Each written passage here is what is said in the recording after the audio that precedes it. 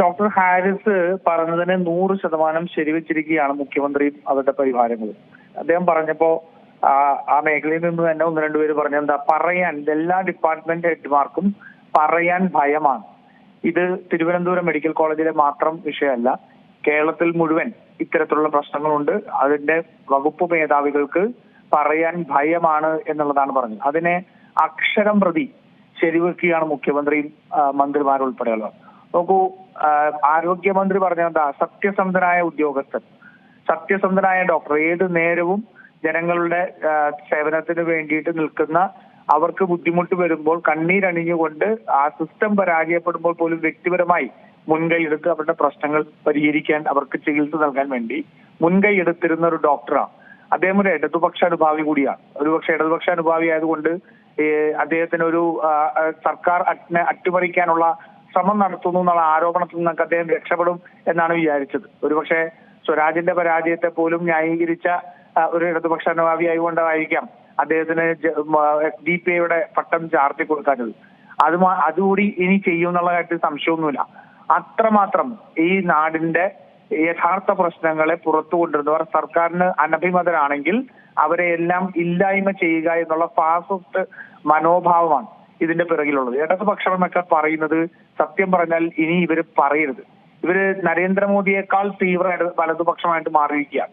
അത്തരത്തിലുള്ള ഫാസിസ്റ്റുകളെ ചോദ്യം ചെയ്യുമ്പോഴാണ് ഇങ്ങനെ അവരുടെ വ്യക്തിപരമായ അവരുടെ വിശ്വാസ്യതയെ എല്ലാം തകർക്കാൻ വേണ്ടിയിട്ടുള്ള ശ്രമങ്ങൾ ഉണ്ടാവുന്നത്. അതേ മാതൃക ഇന്ന് പിണറായി വിജയൻ പിന്തുടർന്നുകൊണ്ടിരിക്കുകയാണ്. ഇത് നോക്കൂ, ഇവിടെ അല്പനേരം മുമ്പ് ഡോക്ടർ പറഞ്ഞ പോലെ ഇത് കേവലം ഒരു സ്ഥലത്ത് മാത്രമുള്ള വിഷയമാണോ? ഒന്നുമല്ല.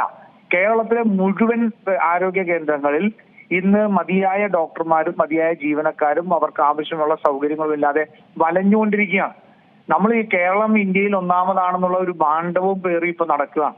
എന്ത് ആരോപണം വന്നാലും അതിനെല്ലാം പ്രതിരോധിക്കാൻ കേരളം ഇന്ത്യയിൽ ഒന്നാമതാണ് എന്ന് പറഞ്ഞതുകൊണ്ട് ജനങ്ങൾക്ക്, നമ്മുടെ സാഹചര്യങ്ങൾ വ്യത്യസ്തമാണ്, നമ്മുടെ ആരോഗ്യരംഗം വ്യത്യസ്തമാണ്, നമ്മുടെ വ്യക്തികളുടെ ജീവിതം വ്യത്യസ്തമാണ്. ഏറ്റവും കൂടുതൽ ജീവിതശൈലി രോഗങ്ങളുള്ള ഒരു സംസ്ഥാനമാണ് കേരളം. ഇന്ത്യയിൽ ഉള്ളതിന്റെ 8% ഇന്ത്യയിലെ ഡയബറ്റീസ് ഉള്ളവരുടെ കണക്കെങ്കിൽ കേരളത്തിൽ അത് 20-22%. അപ്പൊ ജീവിതശൈലി രോഗങ്ങളിൽ ബുദ്ധിമുട്ടുന്ന ജനങ്ങളുണ്ട്. അവർക്ക് ക്യാൻസർ പോലെയുള്ള അസുഖങ്ങൾ വരുന്ന ആൾക്കാരുണ്ട്, ഹൃദയ സംബന്ധിയായ അസുഖങ്ങൾ വരുന്ന ആൾക്കാരുണ്ട്. ഇവരെല്ലാം ഇന്ന് ആശ്രയിക്കുന്നത് സർക്കാർ സംവിധാനങ്ങളായി മാറുകയാണ്. കാരണം കോവിഡ് കഴിഞ്ഞതോടുകൂടി പല മനുഷ്യർക്കും അവരുടെ സ്ഥിരവരുമാനം നഷ്ടപ്പെട്ട് അവർ പലപ്പോഴും ഈ പറയുന്ന ദിവസവേതനക്കാരായിട്ട് മാറി, പലരും ദാരിദ്ര്യത്തിലേക്ക് പോകുന്ന സാഹചര്യം ഉണ്ടായി, പലരുടെയും ബിസിനസ് തകർന്നുപോയി, പലരുടെയും ജോലി നഷ്ടപ്പെട്ട് അങ്ങനെ നിൽക്കുമ്പോൾ വലിയൊരു വർധനവ് കേരളത്തിലെ ആരോഗ്യ മേഖലയിലായിട്ട് ഉണ്ടായിട്ടുണ്ട്. അതിന് നേട്ടമായിട്ട് കാണുകയാണ് മന്ത്രി പറയുകയാണത്, UDFന്റെ കാലത്ത് ഇത്രയും പേരെ ഉണ്ടായിരുന്നുള്ളൂ, പക്ഷെ LDFന്റെ കാലത്ത് ഇത്രയും പേര് സർക്കാർ ആശുപത്രിയിലേക്ക് വരുന്നു. അത് വന്നത് മറ്റൊരു സാഹചര്യമുണ്ട്. പക്ഷെ അങ്ങനെ വരുന്നവർക്ക് മതിയായ സേവനം കൊടുക്കാനുള്ള സാഹചര്യം ഇന്ന് കേരളത്തിലുണ്ടോ? ഇല്ല. ഞാൻ മുളന്തുരുത്തിയിലെ ബ്ലോക്ക് പഞ്ചായത്ത് പ്രസിഡന്റ് ആയിരുന്ന ഒരാളാണ്. അന്ന് എന്റെ കീഴിൽ 3 ആശുപത്രി ഉണ്ടായിരുന്നു, പൂത്തോട്ട, കീച്ചേരി, മുളന്തുരുത്തി. അവിടെയെല്ലാം ഇപ്പോ നിലവിൽ ഒരു ദിവസം 300-400 അടുത്ത് ഔട്ട് പേഷ്യൻസ് വരികയാണ്. പനിയുള്ള കാലം, മഴക്കാലമൊക്കെ കഴിഞ്ഞാൽ അത് കൂടും. 400 പേരോളം വരുമ്പോ 2 ഡോക്ടർമാരെ വെച്ചിട്ടാണ് അത് നടത്തിക്കൊണ്ടുപോകുന്നത്. ആ പ്രാഥമിക ആരോഗ്യ കേന്ദ്രങ്ങൾ മുഴുവൻ ഉച്ചയാകുമ്പോഴത്തേക്ക് നിലയ്ക്കുന്ന സാഹചര്യം. അവിടെ 6 മണി വരെ ഒരു ഡോക്ടർ ഇരുത്തണമെങ്കിൽ ഈ ഉള്ളതിൽ നിന്നും മാറ്റണം. ഡോക്ടർമാർക്ക് ഇപ്പൊ രോഗികളെ നോക്കി മതിയായ സമയമെടുത്ത് അവരെ നോക്കാനും അവർക്ക് വേണ്ട ചികിത്സ കൊടുക്കാനും കഴിയാത്ത സാഹചര്യമുണ്ട്.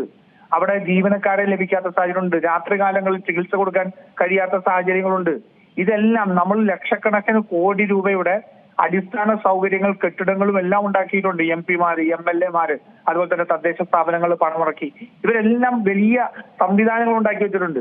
ഞാൻ സൂചിപ്പിച്ചല്ലോ, നിങ്ങൾ വന്നാൽ കാണിച്ചു തരാം. പൂത്തോട്ടയിലും മുളന്തുരുത്തിയിലും എന്റെ കാലത്ത് സെൻട്രലൈസ്ഡ് ഓക്സിജൻ സംവിധാനം ഉൾപ്പെടെ തയ്യാറാക്കിയിരിക്കുന്ന ഏകദേശം 38ഓളം ബെഡുകൾ ആ ഒരൊറ്റ ബ്ലോക്കിൽ ഞാൻ ചെയ്തിട്ടുണ്ട്.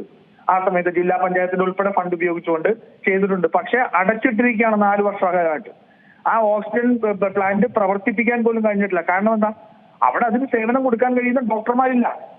നമ്മൾ അവിടെയുള്ള മെഡിക്കൽ ഓഫീസർമാരോട് പറയുമ്പോഴത്തേക്ക് ഇപ്പോഴുള്ള സ്റ്റാഫ് സ്ട്രെങ്ത്തും ഡോക്ടർമാരെ വെച്ചുകൊണ്ട് നടത്തിക്കൊണ്ടുപോകാൻ കഴിയില്ല എന്നാണ്. ഇതാണ് ആരോഗ്യരംഗത്തിന്റെ അവസ്ഥ. നമ്മൾ കേരളം രാജ്യത്ത് ഒന്നാമതാണെന്നുള്ള ഈ പൊങ്കം പറച്ചിൽ കേട്ട് സാധാരണ മനുഷ്യർ ഇന്ന് തറയിൽ കിടക്കേണ്ട സാഹചര്യത്തിലേക്ക് തിരിയുക. ശസ്ത്രക്രിയ നടക്കുന്നത് എറണാകുളം ജനറൽ ഹോസ്പിറ്റലിലേക്ക് നിങ്ങൾ ഒന്ന് നോക്കൂ. 250 പേര് അവിടെ ഓപ്പൺ ഹാർട്ട് സർജറിക്ക് പേര് കൊടുത്ത് കാത്തിരിക്കുകയാണ്. 250 പേര്. അവിടെ ആഴ്ചയിൽ നടക്കുന്നത് 2 or 3 സർജറി മാത്രമാണ്. ഉപകരണങ്ങളില്ല. ആ ഉപകരണം അവിടെ വരുമ്പോൾ തന്നെ സ്റ്റെന്റ് ഉൾപ്പെടെയുള്ള കാര്യങ്ങൾ ഇവരോട് നേരിട്ട് പോയി മേടിച്ചുകൊണ്ടുവരാൻ പറയുകയാണ്. ആൻജിയോപ്ലാസ്റ്റി ചെയ്യേണ്ടവർക്ക് സ്റ്റെന്റ് മേടിച്ചുകൊണ്ടുവരാൻ പറയുകയാണ്. അതിന് കഴിവില്ലാത്തവർ മരിച്ചു പോകും. അല്ലെങ്കിൽ വീടോ പണയം വെച്ചോ, അല്ലെങ്കിൽ എവിടെ നിന്നും കടം പേടിച്ചോ, അല്ലെങ്കിൽ വട്ടിപ്പലിശക്ക് കടം കയറിയോ ഏതെങ്കിലും പ്രൈവറ്റ് ഹോസ്പിറ്റലിൽ പോകും. ഇതാണോ നമ്മുടെ കേരളത്തിന്റെ ആരോഗ്യരംഗത്തിന്റെ ആവശ്യം? ഏറ്റവും പുതിയ വാർത്തകളും വിശേഷങ്ങളും വിരൽ തുമ്പിലറിയാൻ സീ മലയാളം ന്യൂസ് എല്ലാ ഡിജിറ്റൽ പ്ലാറ്റ്ഫോമുകളിലും ലഭ്യം.